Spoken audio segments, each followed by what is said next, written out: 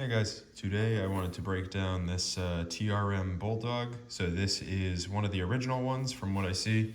There's another revision out now. I think it's got a larger thumb hole and there might be a couple other design changes in here. But I've had this and I've been carrying it for a couple months now. And honestly, I'm kind of conflicted on this knife because opened and actually in the hand, I do really like using it. The grind is really thin on here and it came super sharp and everything. But the axis lock or the river lock that they call it, right? This is my first knife that has one of these axis locks or the crossbar style in this specific configuration where it's got the nubs on the end. And it's just not my thing. I don't think. I really struggle to consistently flick it open. So usually I just slow roll it most of the time, and that works pretty good. But I almost wish there was some way they could disconnect this from when it's opening, because this whole thing needs to move back and forth. And it's not so bad when you open with your thumb like this, but the detent is kind of blah, I probably would prefer a stronger spring in here, and that's probably something that I can find online. But I kind of prefer to reverse flick knives, and I just really struggle to reliably reverse flick this. I kind of need to give it the wrist action, which I don't particularly like doing, especially not something relatively heavy like this. I don't have a scale out here, but this is fairly heavy. I mean, it's titanium and it's got steel liners, and the blade thickness is thicker than most of the other TRMs that I've had. I don't know if I have anything out here that I know the specific stock thickness of. Actually, this is a little aluminum mock-up blade that's 100 thou thick, and we'll see what the difference is here. So we feel a little bit thicker than that. I'd say this is probably 110 maybe. Maybe 125, something like that.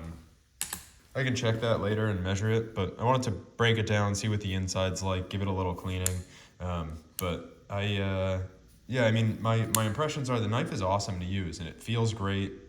Like most TRM knives, the fit and finish is pretty good, and the machining in here is really, it's really cool. They've got this kind of diagonal crosshatch pattern that is continuous the entire way across to get the 3D contouring and everything. And looking from the side, you can see it's not just kind of slab sides. There is some 3D dimension crowning to those. So comfort-wise, it's really nice, and I really like the way it fits in my hand, and I really like using it for the most part. But the axis lock just really isn't my thing. But we're gonna go ahead and take it apart because I'm pretty curious exactly how this works compared to some of the other similar kind of crossbar locks I've taken apart. So we are gonna see. But for these handle scales, I've got a T6 to take these screws off. So I'll go ahead and do one side first. And hopefully nothing jumps out on me here. But we've got those two, and then I think it was a T10 for the pivot. Yeah, so T10 on the pivot. This hopefully will come right out with no issues or anything. We're gonna see. Well, that's a unique screw. So this has a really thick head, which is kind of interesting. It's nice because it sits fairly flush on the side, but it's really thick. Just surprised to see that. All right, so we'll break this down more. There's a whole bunch of screws inside, but I figure I'll go through piece by piece. You have kind of doming out or pocketing out on the inside for those screws specifically for when they where they line up in there, which is neat. Looks like some sort of stop pin or something going on here. So it's interesting. I don't see anything there, but there is a stop pin here. It's not where the clip hooks up or anything, just kind of strange. I've got no idea on that right now, so we'll put that aside. I guess milling-wise, machining-wise, just kind of pocketed out normally. It looks like they're using just small tool and going across the entire thing, which is fine.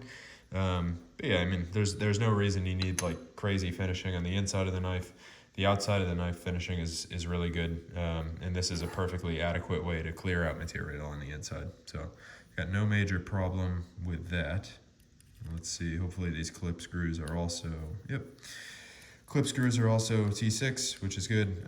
They are a little different in that they're the like countersink style heads, so that they sit flush in there. So one thing I did really like about this is carrying, the profile is really small. I like sheet metal clips, so this is kind of exactly what I'm into, is the sheet metal like that. And it just kind of carries really nice, and it's fairly slim and sits in the pocket well. So definitely a nice knife to carry, in my opinion. I just can't really stand the locking mechanism is all, but I'm sure there are a ton of people that absolutely love it, and I've seen some good reviews of the Shadow, and I haven't given the Shadow a try yet, so I can't really talk to how that might be. But from what I understand, people say that the Shadow is extremely good, so maybe I will give that a shot next. Because I do really like the knife for the most part. It's just like there's the couple things that really irk me and give me some heartburn over. So this pivot's kind of being frustrating, but I will I guess leave it alone for now, and we'll take it apart all from one side. So looks like heat treated steel liners. I couldn't tell you exactly what these are. If I had to guess, I'd say they're probably some sort of like 416 or something, but can't say for sure, obviously. So drop that screw and bring it back here, and we'll go to the second one. Also, the back spacer looks like it's carbon fiber, which is nice. I'm interested to see how the threads are in there, if it's just through holes that go to the other scale, or if Chicago screws or something, or if it's like pressed inserts into the carbon fiber. So I'm definitely interested to break that down and see. Now, getting this off, I'm curious. Okay, here we go. So we've got the Omega spring that just hooks up to that little top hat guy right there. Here's our liner, which nothing crazy going on here. No more screws or anything in there. And then we've got, oh wow, interesting. So this, I don't see any sort of steel insert or anything in the carbon fiber, which is interesting. So it might just be, so it's just a through hole, which is, perfectly fine. And they've got 3 of them, so it's really not going to move anywhere. Just a little surprised to see it was all. So you got that. Now, okay, so there's still the last screw on this side, and I'm gonna try and push this pivot out if I can. Doesn't look too happy though, so why don't I lose the blade? So pull this aside, but you can see this is a little divot going on here for where these caged bearings sit, which is interesting. I don't think I've ever seen such a shallow divot in there. These are also super, super thin. Like these might be 20 thou or something like that thick, which is extremely small. So little tiny bearings. I do wonder if you could find skiffs that would be compatible, or anything that's got more bearings in there, because this looks like there's 9 as far as I can count. So I wonder if you could find something that's got like double the balls, because they're pretty spaced out, and if you put like a dual row in there, I do wonder if that would do any better. So we'll take this apart. So we got that, and then we've got the Omega spring on this side that connects to this whole guy. So I'm interested to see if this is like a 2-piece assembly. It is. So that's the 2-piece, and then we have the actual crossbar lock there, which is cool. Then this stop pin, which may or may not be pressed into place. I mean, it's not really coming out super nice. So I'm gonna leave it because I don't really feel like pressing it back in, but seems to be pressed in. That's what I would guess. Something I do like, they've got this D-shaped ring here for the pivot. So this whole pivot has been kind of decked off on one side, so that way you can have the fixed pivot and there's no Torx or anything. Something that irks me is when they'll put a Torx in here when it's really not meant for anything. I don't know. It seems like a silly decision to me to go and put a Torx when you're not going to be able to effectively use it, and it's just going to cause issues, and people are going to try and spin it, stick their screws in there, and strip the whole thing out. Like you don't want to have to deal with that. So anyway, we're gonna kind of wipe everything down. There's some pocket lint and just general dust and dirt and grime in here. So want to clean everything and check things out as we're putting it back together. But overall, I mean, it's pretty simple. Nothing obscenely crazy going on in here. I wish I had my calipers because I'd like to see how thick these liners are. They're definitely pretty slim. And even if these are 256, which is what that looks like they are, I'd say you probably only have like 2 screws of engagement. Now, you've got 3 screws, but you're just gonna have to be careful and not over tighten those because that could definitely cause you issues if you over tighten those like in the slightest, you know? So, all right, I guess we will start here, try and start putting everything back together. So we are gonna take this backside liner and we're gonna take the Omega spring nice and careful and pop that into this hole. So there's the hole on this side, and that's gonna have to line up like that. So we're gonna kind of push it into place and find the crossbar lock body and then slide this guy in. So that slides in pretty nice, which is good. I'm gonna put some light oil there just so that way the metal on metal isn't as much of an issue. It just pushed out that crossbar lock, so now we'll definitely get the oil under there. It's definitely on purpose and not by accident at all. So we'll drop this guy in. That'll be good there. And give some tension on this to pull it back into position. And pop that in. So that's good. Looks good on this side. And then I'm going to find the mating scale there, because there is not a real reason that I need to try and fiddle with that and not drop it and be dealing with that the entire time. So I'm actually going to put in those exterior. I keep dropping this lock. I'm going to put in this exterior screw now, so that way I've got something holding it together. I don't need to worry so much about it. I'll leave the clip out for now because I don't feel like putting it in right at this moment, but that'll be good. So something that I don't like is how kind of gritty this feels. I mean, it's not like the worst thing in the world, but it's not my favorite either. There's definitely like a pretty gritty feel to it, which I don't know. I don't really like it. Seeing as these are just like heat treated and left as is, I think they'd really benefit from like a hit on a surface grinder to get them down to surface finish, or get the surface finish a little better, or get them smoother. Maybe that's something I could do in the future, is just take some semi-chrome or something and polish that. And maybe it wouldn't make a difference at all, but I would at least mentally feel better about it. That like, hey, I've tried and that's the best that I can do.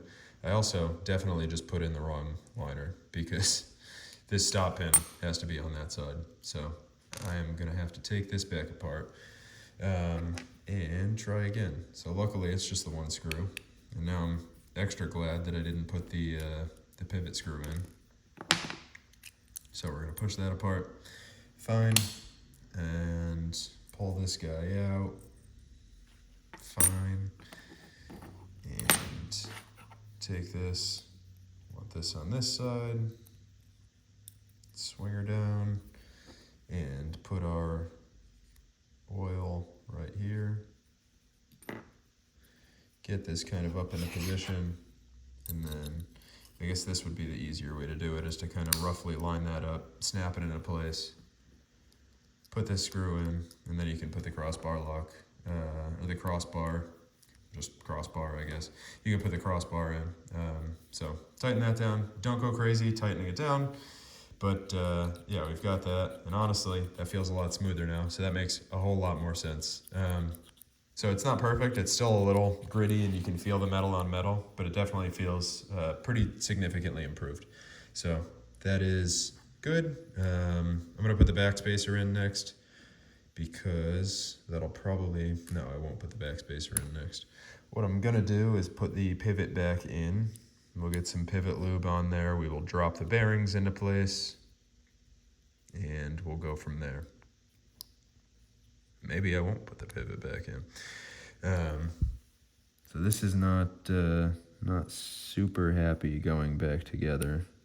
There we go. So a lead-in chamfer or something on the end there might be nice. So this flat is pretty sharp, and it's got to be pretty exactly lined up. So what I personally would like to see is if they knock this edge down, be a little bit easier to put back together. That's purely like an ease of assembly thing, and definitely not like 100% necessary, but I don't know. If you can do little stuff for ease of assembly, I feel like it's not a bad thing to do, especially when it's minimal additional cost or tooling, right? Like throwing a chamfer mill in the carousel when you're milling everything shouldn't really cause any serious heartburn for cycle time or anything, like one more tool change and that's about it. So shouldn't be anything super significant, but we're gonna go ahead and drop the blade back into place and that's good. So now we're gonna drop this crossbar in. We're gonna get the blade like half closed, drop that in. So now we're kind of under tension there, which is good.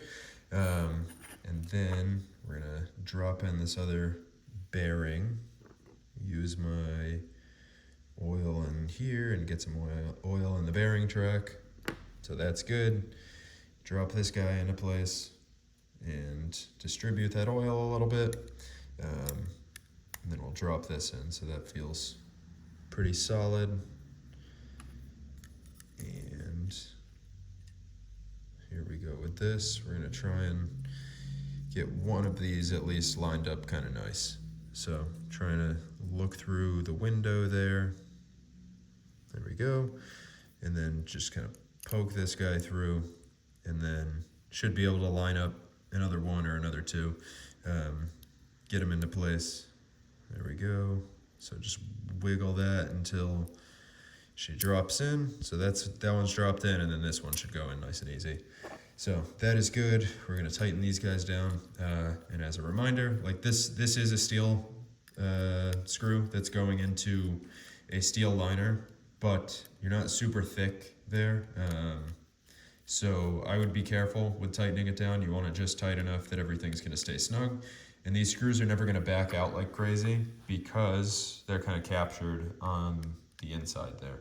So there's no reason to kind of go crazy tightening it down. I certainly wouldn't. Obviously, you can do whatever you would like, and if you want to tighten them down, be my guest, but it's probably not something that I would really recommend. So got that. Make sure the Omega springs face in the right direction, and then pop it back on top of here. So we got that in place, all good. Now we've got these 3 screws. This tapped hole is going to be accessed from the outside. And then we've got the clip screws. I think we are all set. I'm interested what this little hole is for. I wonder if it's for setting it up in the fixture that they use. It could just be like an indexing dowel. That would probably be my guess, or my first guess. But who really knows? So that's pretty cool. So I guess I'll say overall, assembly and disassembly isn't too bad as long as you pay attention to what liner is which. Could be nice to have the outsides of those liners polished so that way you can know if you're assembling it backwards, or you can just use your brain and see the stop pin there and not do what I did and start assembling it wrong. But realistically, there's only kind of one way that you can misassemble it, and you're not going to make it very far because you're just not you're not going to be able to assemble it anymore, or you're going to notice that like, hey, the stop pin's on the wrong side. So something worth paying attention to. So this we are going to tighten down. Now it feels like pretty fine pitch for this this pivot screw, which is definitely nice, and I do like that. You can get really fine kind of tuning on there for when you're getting everything all worked up. So I definitely like that it's fine there, but man, that I do not like this axis river lock thing. It just like isn't the kind of action that I'm used to. I almost wish they could use like a crossbar lock and then also have a mechanical normal like spring detent that sits in a hole. There's probably a way that you could do that. So maybe I'll check that out and see if there's a way that I can make a design that uses a traditional kind of detent with the pressed in ball and get that to work that way. Because the detent on this and not just this, but like any other axis style lock, it's just like blah, you know? You can see the thing just starts opening up the entire way.